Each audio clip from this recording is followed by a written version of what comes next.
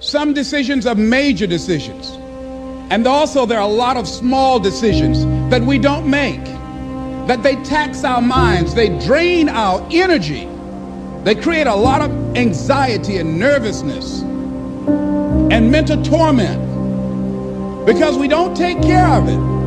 We decide not to decide, which is a decision. Deciding to decide, to act, is a major, major challenge for all of us at different points in different areas of our lives. And there are things that happen to us along the way, experiences that we have that prevent us from working through the mental block of acting, of doing those things that we know we ought to do. And so what I want you to think about is, what is there that you know you need to do, that you want to do this, but for some reason or another, you've been holding back. For some reason or another, you just have not been able to gather your nerves or be able to work through the procrastinating or putting it off or justifying or blaming. Some reason or another, you just haven't done it. And you know you ought to do this. You really want to do this, but you don't know why you haven't done it. Anybody know what I'm talking about? Raise your hand, please. Okay, then I've got company here this evening. I'm not talking to myself. Now, first of all, we know that this is not easy. Because in order to begin to reinvent your life, you've got to make a conscious, deliberate, determined effort. That you really have got to put all of yourself into it. It's very challenging to act, to do those things. There are times when you're looking at it and you say, I know I need to do this, but I don't feel like it. I don't want to do it. I know I need to do it, yet leave me alone. No. I don't want to do it. So what do? What are those things that cause us to do like that? I think that among the things that prevent us from acting is the fear of failure. And if you've already failed, you don't want to fail again. The pain of that, the disappointment, the fear of loss is another thing. Because many times when we do those things that we know we need to do, we feel that we might lose somebody that we love very much and care about. We don't want to hurt anybody. Many of us don't act because we want other people's approval. We want everybody to like us and to accept us. And that's not possible. Many of us don't do the things that we want to do and don't act because of lack of self-confidence. We don't believe enough in ourselves. I have a friend who's been working on a job where she's miserable, talented, want to go to another place that she can do what she wants to do and make the kind of money that she would like to make, and had some offers. But because of her fear and her lack of self-confidence of things might not work out, she won't take a chance on herself. So there she is, spending 8 hours a day, 5 days a week, and she's miserable. She hates to go to work. They're not paying her what she's worth. She knows it. But yet and still, she won't do that which she knows she must do, and it's wearing her out. There are a lot of people that their jobs are making them sick because they won't act. You check out the absenteeism and people that are depressed. You see them coming to work angry. How you doing? I don't know. Just leave me alone. It's not even 9 o'clock yet. You're talking about good morning.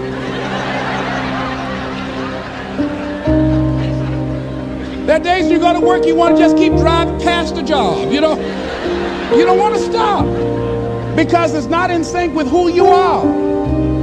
But you haven't acted. Have another friend. This guy's brilliant. He's a business consultant. He helped a lot of people get their business started. And people come to him because they know he's knowledgeable. But this guy won't start his own business. Now, he's very smart. He can do it. Everybody believes in him except him. And he's so smart, he's talked himself out of it. Well, the numbers aren't right. So there are many reasons why we don't act. There are other things, though, that affect us. Is that not wanting to take personal responsibility. We want somebody else to do it. And we Many times we pick up our inability to do certain things from people that we love, people that we admire. We identify with them, and we live in the context of their ideas, their opinions, and their life patterns. We buy into it unconsciously. My mother is a pack rat. She keeps everything. She doesn't throw anything away. And I have unconsciously picked that up. Now, my mother never said, let me show you how to keep everything less and just clutter things. I unconsciously picked that up, many times unconsciously. We try to honor the people we love by being like them. By the same token, I realized something about myself when I had some major decisions to make, and I found myself acting like my mother. See, my mother's the kind of person that when she has a problem with one of the other foster children that she adopted, she won't confront them. She will call me. Les, why don't you tell Linda to move? She's lazy. She won't go to work. She runs the street all day, and then she comes home and wants to sleep all day, and I think she's doing drugs. I said, but Mama, why don't you tell Linda that? I bought the house for you. I told you when she wanted to come home, don't let a grown person come there and take care of them. You let her in. Well, after all, she's my child. Mama, then you handle that. When I tell her to leave, she say, Mama say, I can stay. Mama, can I stay? And you tell her yes. And then you call me and say, she's still here.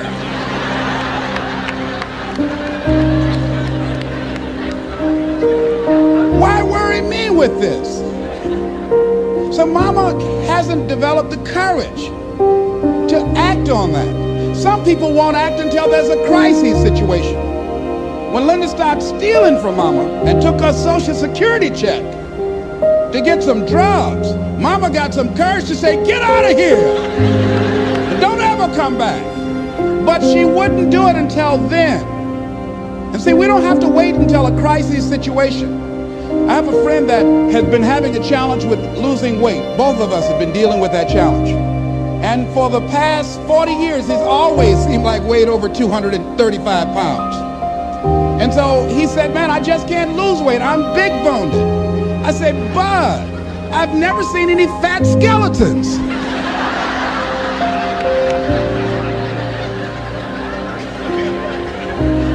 No, you need to act on your health. You can change this.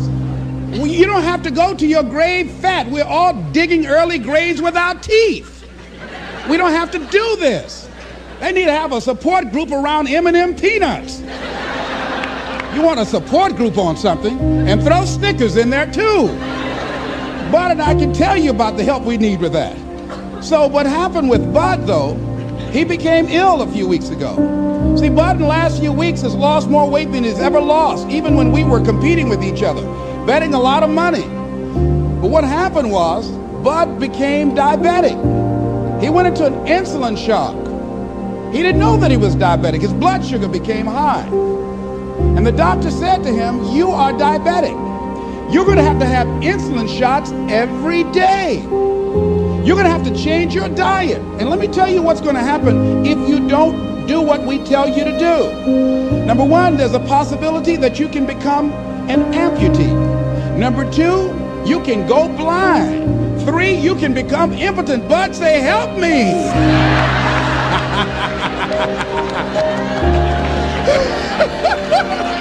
Like those guys with Paul, when Paul broke out of jail, those guys say, tell me what I must do to be saved. Bud wanted to be saved. I said, Bud, you want one of my peanut butter and jelly sandwiches? No. I said, Bud, I can't believe you're eating vegetables, man. You're exercising. He said, that's right, and jogging in place too.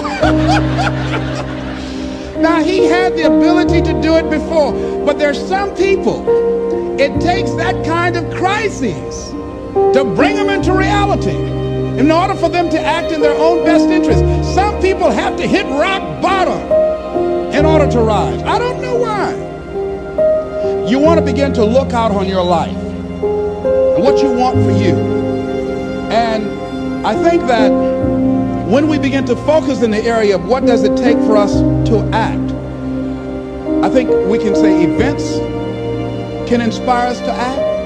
At that particular event in his life, circumstances. A friend of mine, he wanted to do something and he just did not have the motivation and the drive and the confidence within himself. But his circumstances changed overnight through an acquisition of the company that he worked for.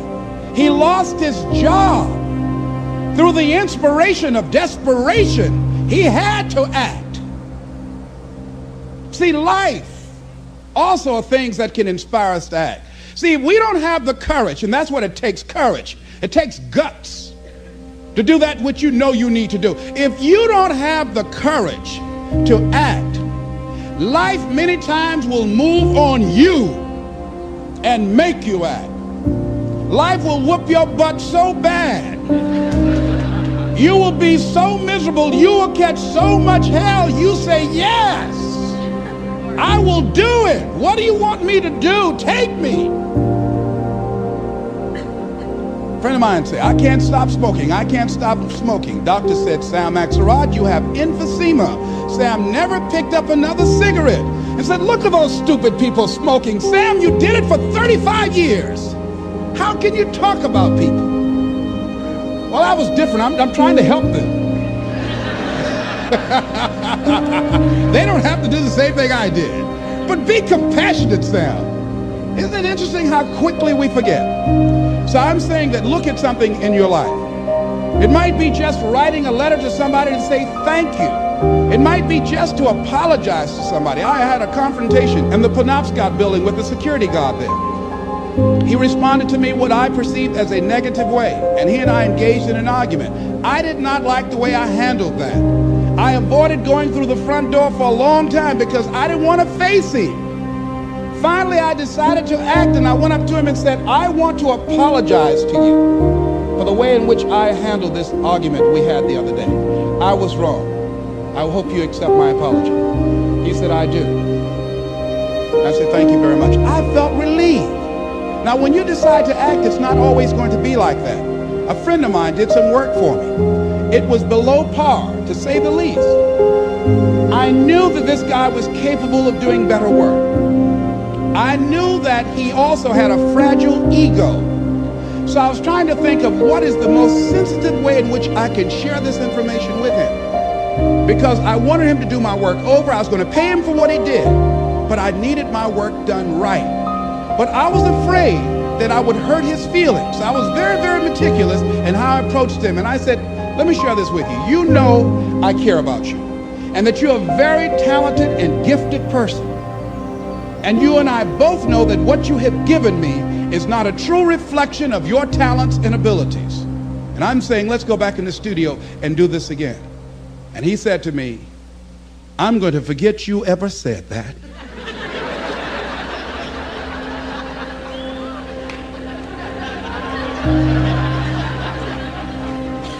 I was wiped out. He never spoke to me again. Now, when you decide to act, you're going to have some people like that. We're no longer friends. I lost sleep over that, ladies and gentlemen. I said, I can't believe that. I remember sitting up one night looking at the phone. I said, I gotta call him. He said, no. Then I said, no, forget that. I called, man, look here, we've been knowing each other for too long to allow this to come between us. He said, don't call me anymore. And hung up. And then I wanted to think about what can I do to make it up to him? And then something came to me, less. What do you have to prove? See, many things we don't do is because of the fact we want people to like us. There's some necessary losses in life. When you decide acting in your best interest, you're going to lose some friends. Everybody's not going to approve of you. There's some people that won't like you. Who do you think you are? You're arrogant. What do you think you can do? You think you can get away with that? You're selfish. Thanks, I got that. It's my life. And so what I'm saying to you is that as you begin to look out on your life, this is challenging. This is not easy acting.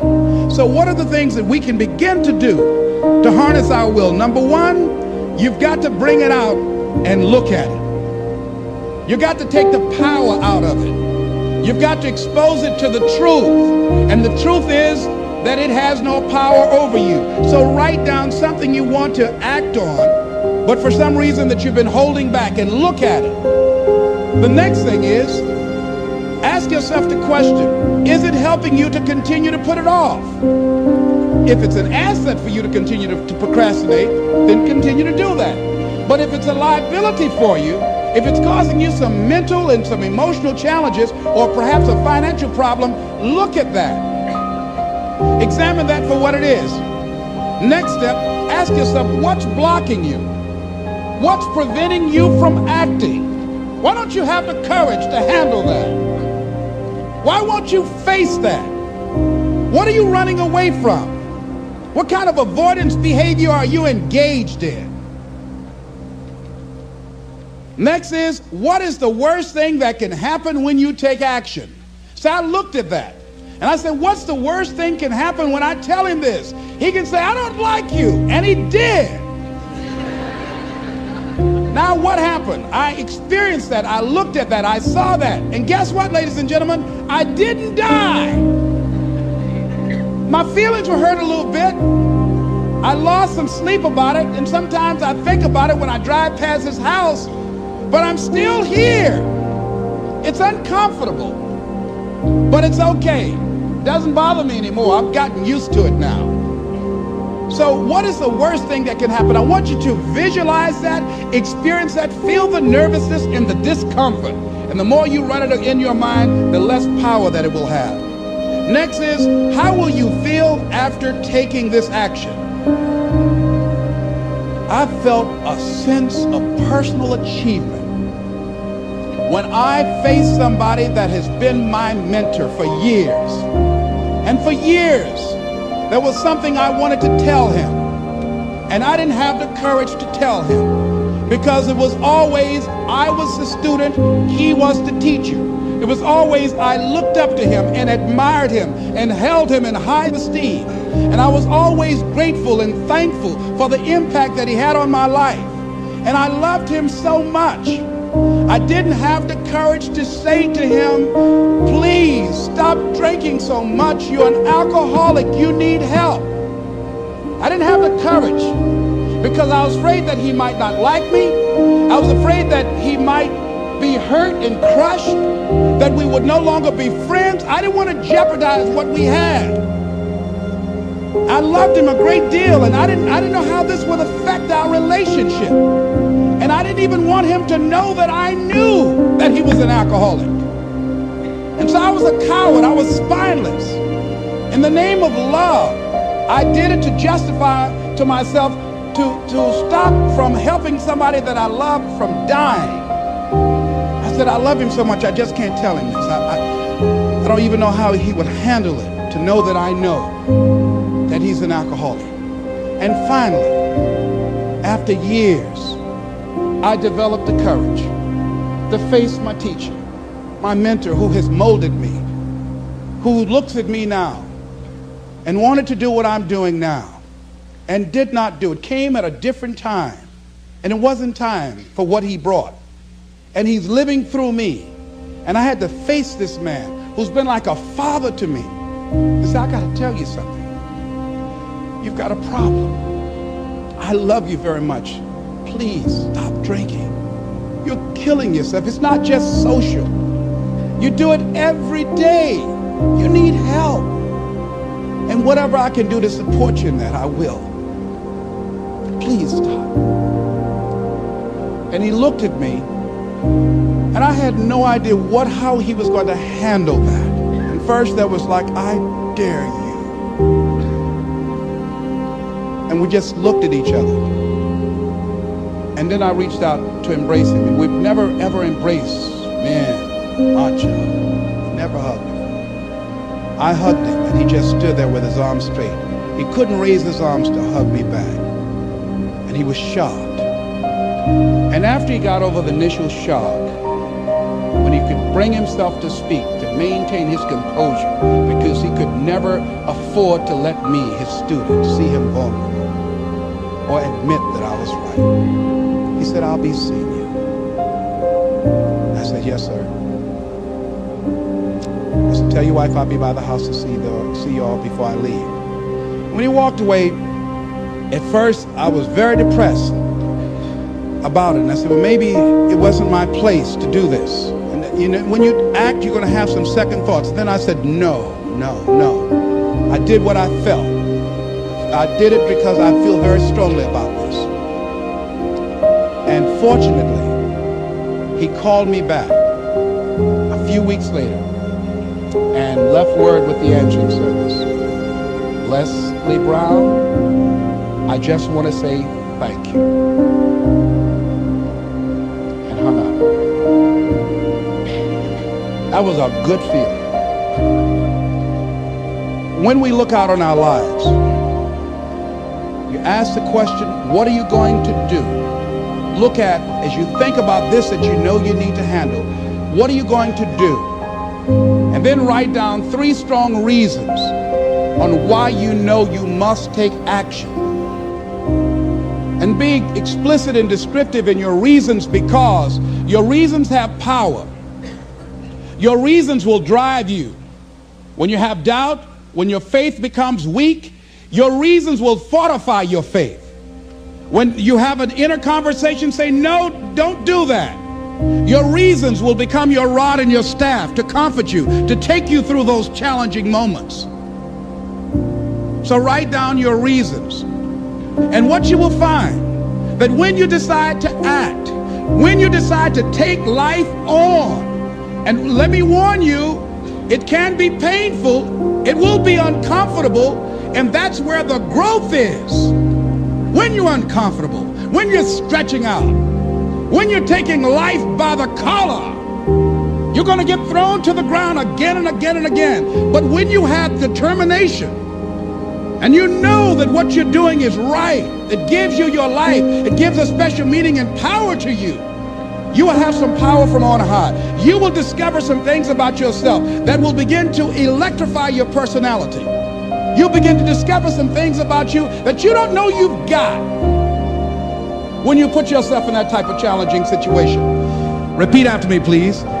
I can go into action on anything in my life. Nothing is stopping me but me. No challenge in my life has any power over me. Here's something that Howard Thurman wrote on the decision to act. He said, it's a wondrous thing that a decision to act releases energy in the personality. For days on end, a person may drift along without much energy, having no particular sense of direction and having no will to change. Then something happens to alter the pattern. It may be something very simple and inconsequential in itself, but it stabs awake, it alarms, it disturbs. In a flash, one gets a vivid picture of oneself, and it passes. The result is decision, sharp, definitive decision. In the wake of the decision, yes, even as a part of the decision itself, energy is released. The act of decision sweeps all before it, and the life of the individual may be changed forever. When you decide to make decisions, to act, you begin to access power within you that will increase your self-esteem, that will increase and enhance your personal power, that puts you in charge of life. And life has a whole new meaning for you. There's a sense of personal freedom. Doesn't mean you're not going to have any struggles. Doesn't mean that you're not going to have any challenges. Doesn't mean that you're not going to suffer any defeat. No, doesn't mean that. But what it does mean, that you're putting yourself in the position to grow. You're putting yourself in line with your higher calling and your higher self. And that's what life is about.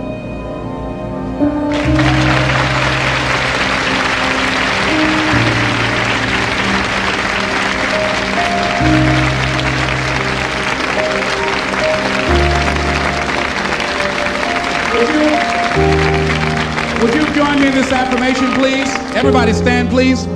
I'm standing up to life and the challenges in my life. I'm going to use all of me. All of my courage, my faith, determination, and any help and support that I can give anyone to realize their greatness. Together we can. Shake somebody's hand on your right and left and say, you got what it takes.